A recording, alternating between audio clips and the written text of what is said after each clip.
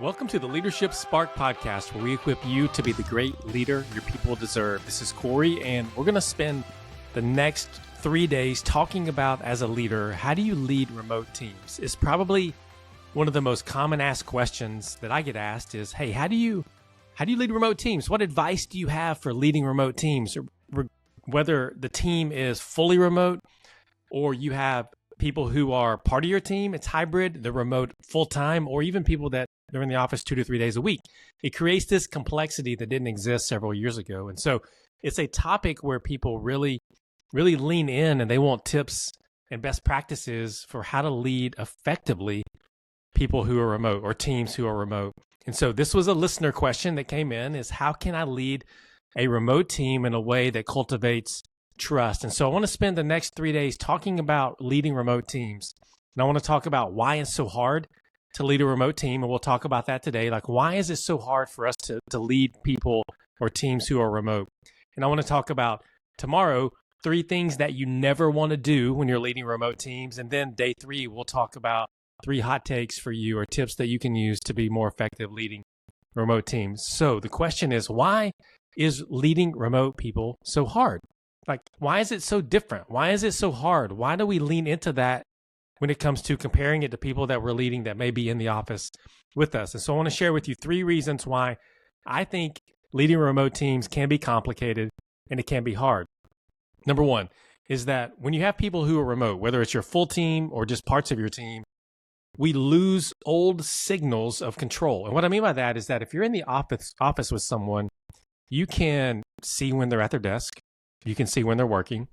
You can judge their mood based on what you see, or you can maybe identify something that's going wrong and you can ask the right questions at the right moment to be able to provide support as a leader. You could run into people at the coffee machine or run into people in the hallway or in the common area eating lunch, and you can engage and you can connect and you can solve problems together. Or maybe you stop by someone's office for a particular reason to have a conversation and 3 other things come up in that conversation that helps them move forward. And so there are signals that you get whenever you are in the office with someone that is very difficult to get whenever you're leading someone remote. And so as leaders, the challenge becomes we haven't learned yet how to replace seeing people work and picking up on these signals and then seeing the work that they do more clearly. And it's a shift in the mindset or shift in the focus from seeing people working to seeing the results or the outcomes that they have with their work. And so what this means as a leader is that I need to be able to build more clarity for people who are remote, goals, metrics, very specific outcomes that measure success, and that will help them versus physical presence. And so one of the reasons we're leading remote people is very difficult is that we lose signals. The second is that we can mistake as leaders communication for connection. We can think as a leader that I'm communicating, therefore I'm connected to the people that are remote, and they're telling you a different story. They're telling you that they don't feel connected. If it's always a Slack call, a Teams call, a Zoom call, an email, if those are the forms of communication, yes, those are communication forms, but if that is the only thing that's happening, then you're going to struggle with connection because you're not really building relationships consistently the way that you would organically if someone was in the office. And so trust and belonging, for people to feel that requires intentional design, consistent one-on-ones, human check-ins, shared rituals that make people feel seen, not just managed. And so you want to think about that. But that makes leading remote people very difficult, or remote teams very difficult. The third is that we as leaders may not have mastered the autonomy accountability balance.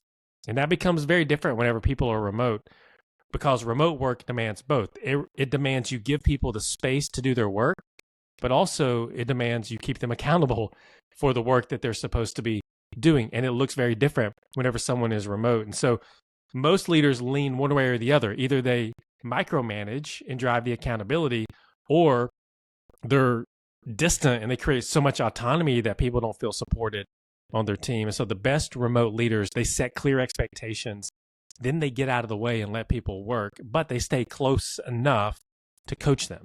Let me say that again. The best leaders set clear expectations, but stay close enough to the work to be able to coach and support at the level that your team needs. And so maybe one of those resonates with you when you think about why remote leadership is so hard. And so we're going to tackle this the next couple of days even further.